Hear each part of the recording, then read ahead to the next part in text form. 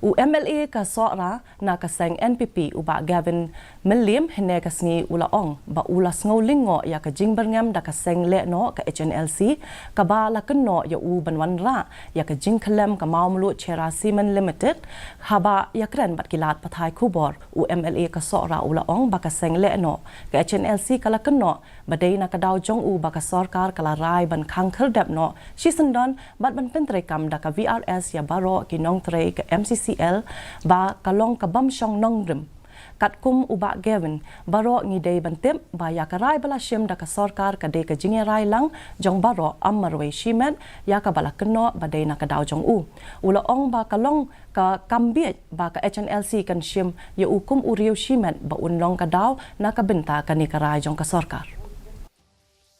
Decision taken by the government is a collective decision,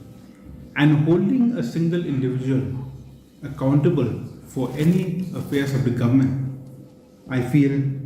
it's not right on the part of the Hnlc. And one more thing is that coming to the main issue of the Hnlc demanding for my resignation, I would like to state that I have been elected by the people of 28 Sohra constituency since 2018 onwards, and that I shall serve my people as long as the people of my constituency mandates me as per law to do so.